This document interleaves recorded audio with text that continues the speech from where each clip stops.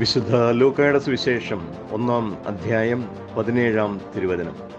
പിതാക്കന്മാരുടെ ഹൃദയങ്ങളെ മക്കളിലേക്കും അനുസരണമില്ലാത്തവരെ നീതിമാന്മാരുടെ വിവേകത്തിലേക്കും തിരിച്ചുവിടാനും സജ്ജീകൃതമായ ഒരു ജനത്തെ കർത്താവിന് വേണ്ടി ഒരുക്കാനും ഏലിയായുടെ ചൈതന്യത്തോടും ശക്തിയോടും കൂടെ അവൻ കർത്താവിൻ്റെ മുമ്പേ പോകും.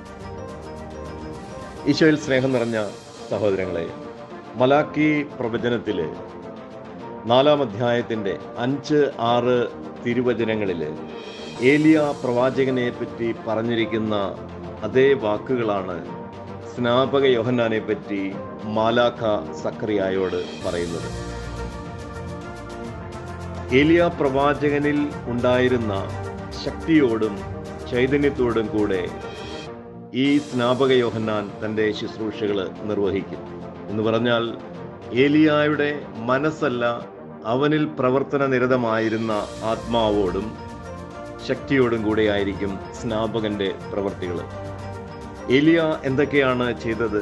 ഏലിയ മരുഭൂമിയിലായിരുന്നു, സ്നാപക യോഹന്നാനും മരുഭൂമിയിലായിരുന്നു. ഏലിയ വീഞ്ഞും വീര്യമുള്ള പാനീയങ്ങളും ഉപേക്ഷിച്ചിരുന്നു, സ്നാപക യോഹന്നാനും അങ്ങനെ തന്നെ ചെയ്തിരുന്നു. ഏലിയ ആഹാബ് രാജാവിനെ ഭയപ്പെട്ട് തൻ്റെ ശുശ്രൂഷകൾ ചെയ്യാതിരുന്നില്ല. ആഹാബിനെതിരെ പ്രവർത്തിക്കുകയും സംസാരിക്കുകയും ചെയ്തു, പ്രവർത്തിക്കുകയും ചെയ്തു.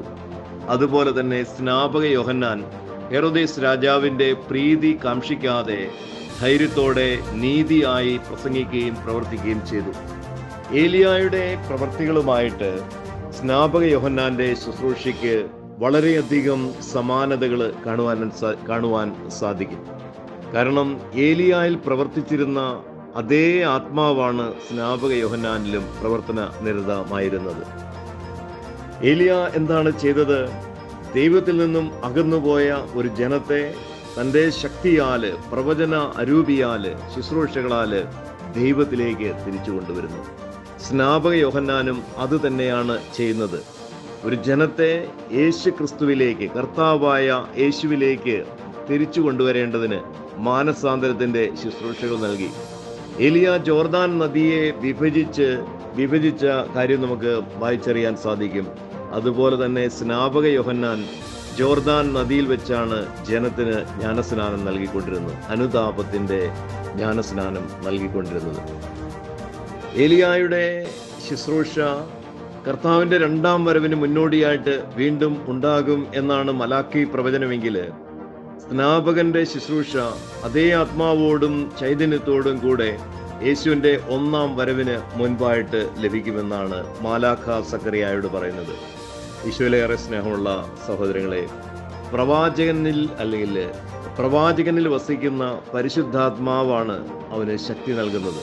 ആത്മാവുള്ളിടത്ത് ശക്തിയുണ്ട്, ആത്മാവില്ലാതെ ശക്തിയില്ല. ഏലിയ എപ്രകാരം ആത്മാവിൽ ശക്തനായിരുന്നോ അതേപോലെ തന്നെ സ്നാപകനും ശക്തനായിരുന്നു. അതുകൊണ്ടാണ് ഏലിയായുടെ അതേ ചൈതന്യത്തോടും ശക്തിയോടും കൂടെ സ്നാപകൻ ശുശ്രൂഷ ചെയ്യും എന്ന് പറഞ്ഞത്. ഈ കാലഘട്ടത്തിൽ ജീവിക്കുന്ന നമ്മെ സംബന്ധിച്ചിടത്തോളം അതെല്ലാം അറിയാമായിരുന്നു.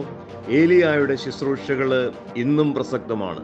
മനുഷ്യനിൽ അനുതാപം ജനിപ്പിക്കുവാൻ, പാപബോധമുണ്ടാക്കുവാൻ സ്നാപകനിൽ പ്രവർത്തിച്ചിരുന്ന പരിശുദ്ധാത്മാവ് തന്നെ ഇന്നും ശുശ്രൂഷകരിലൂടെ പ്രവർത്തിക്കുന്നു. പാപബോധവും അനുതാപവും ഉണ്ടാക്കി മനുഷ്യരെ യേശുവിലേക്ക് തിരിച്ചുവിടുന്ന ശുശ്രൂഷ, അനുതാപത്തിൻ്റെയും മാനസാന്തരത്തിൻ്റെയും ശുശ്രൂഷകൾ എല്ലാ കാലത്തും പ്രസക്തമാണ്. അത് നടക്കുകയും ചെയ്യും.